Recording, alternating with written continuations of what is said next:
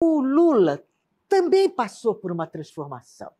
Sem dúvida. Ele era um sindicalista e, com essa sua percepção extraordinária e a capacidade de absorver qualquer coisa que lhe tragam, ele metaboliza aquilo, sintetiza e oferece de uma outra maneira, como uma decisão, como um projeto, como uma lei, né? Esse novo Lula, você, como um professor que observa os seus alunos, observa o Brasil, quem é este novo Lula? O que ele adquiriu com essa sua longa experiência de realizações e também de sofrimento? Bom, pergunta que não é simples responder. Eu começaria dizendo que o presidente Lula está vivendo a sua maturidade, excepcional maturidade, e que tem a ver, talvez, pela passagem que ele teve pela prisão. Nós tivemos um Lula muito corajoso e impulsivo no momento em que ele é preso pela primeira vez, isso lá nas greves do ABC, de 1978 a 80, ele foi preso ali. Né? E me parece que aquele momento de sua inflexão, digamos, na prisão, que não é simples para um dirigente sindical enfrentando o regime militar daquela época, lhe serviu de aprendizagem para entender que o processo de transformação do Brasil não se daria exclusivamente através do sindicalismo, embora necessário, fundamental, mas não suficiente, implicaria em um partido. Né? E diferentemente do que muitos talvez acreditavam que era um processo de revolução, não é? Ele acreditou na democracia.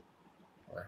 Ele apostou, levou o PT, que era um partido relativamente pequeno naquela época, a se transformar no maior partido operário, diria assim, da América, para não levar a um plano maior. Então, penso que esse momento da prisão é um momento que, para todos, eu nunca fui preso, mas não deve ser muito simples para quem é preso, né? E levou a ele a ter, eu acho, uma visão mais ampla do Brasil.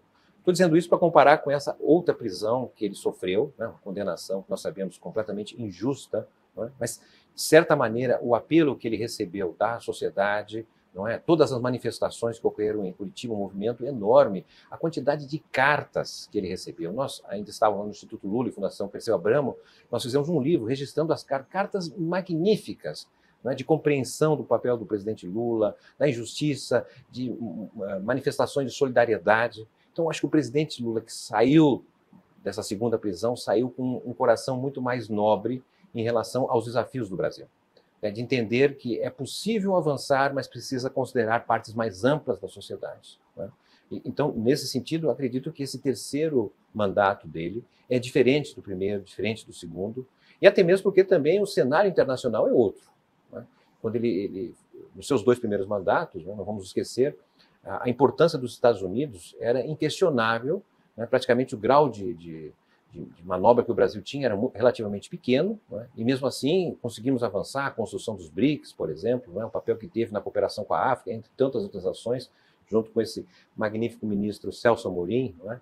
E hoje eu entendo que o contexto internacional ele é diferente. Não é? O Brasil tem oportunidades muito maiores do ponto de vista do contexto internacional. Mesmo do que nas vezes anteriores. Sem dúvida. Veja a liderança que o Brasil vai ter nesse ano 2024 a partir do G20. Né? A liderança nos países dos BRICS, que agora foram para 11 países. Então, o Brasil está tendo, acho que não temos paralelo histórico, né, dessa importância internacional. É óbvio que a presença do Brasil no mundo não é suficiente para resolver os problemas internos. Mas se a gente olhar do ponto de vista histórico, mesmo a questão do Getúlio, por exemplo, que consegue engatar um projeto de desenvolvimento à base da indústria nacional, isso só se dá, de fato, em 1940, quando faz um acordo com os Estados Unidos para ter acesso à tecnologia da US Steel, montar a Companhia Siderúrgica Nacional, não é? A Companhia Alcalis, a Companhia Vale do Rio Doce. Não é? Isso se deu no momento da guerra. E que agora trataram de ir desmontando tudo, né? Sim, sim, sim. Mas tudo para dizer que, na verdade, penso que a combinação de uma situação mais favorável no âmbito internacional com a realidade nacional nos dá uma oportunidade diferente que nós tínhamos até então. Né? Esse esforço que o presidente Lula está realizando para trazer investimentos, né, possivelmente de vários países, mas também da China, isso poderá dar um salto em relação à questão da recuperação industrial, que ela é fundamental para o Brasil. Né? Não se conhece o país que se desenvolveu sem ter uma boa base industrial. E nós perdemos muito da indústria. Não é? A recuperação da Petrobras, por exemplo, todo o esforço que está sendo feito através do BNDES, né, para a recomposição da matriz energética. Então, há aí, na verdade, eu diria assim, sementes que foram plantadas e que poderão resultar, não é, em frutos muito definidores da nova trajetória do Brasil. O que eu observo, Márcio, é que pode se destruir muito rapidamente. Sim. Mas com o trabalho, o Brasil se constrói com uma velocidade impressionante. Existe essa capacidade, não? Sem dúvida. Nós vivemos momentos, inclusive, muito mais difíceis do que estamos vivendo hoje, né? Sempre gosto de lembrar, do ponto de vista histórico, não é, a luta dos abolicionistas. Nós tivemos talvez o movimento popular mais importante do século XIX, que foi entre 1868 e 1888, a luta pela abolição da escravatura. Imagina a luta naquele momento, não é, por absolver o trabalho escravo de pessoas que estavam praticamente confinadas em fazendas, que mal falavam português. Como organizar essa massa de pessoas que sofriam, evidentemente, do que é o trabalho escravo, né?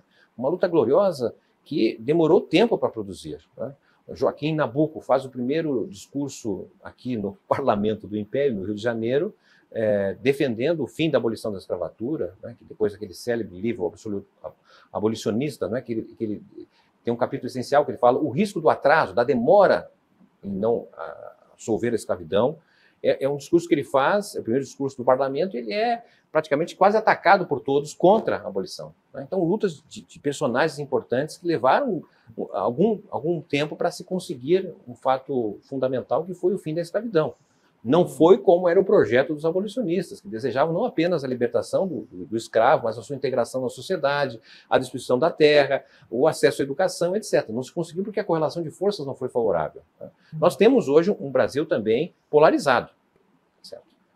Um Brasil da mentira, um Brasil que destrói personalidades, né? Se nós temos o lawfare, que foi o que se identificou, não é, na situação do presidente Lula, eu acho que muitas vezes a gente tem uma espécie de media-fare, né? Que uma parte da mídia busca destruir a identidade das pessoas, de certas pessoas, de personalidades, que não dá voz a essas pessoas, né?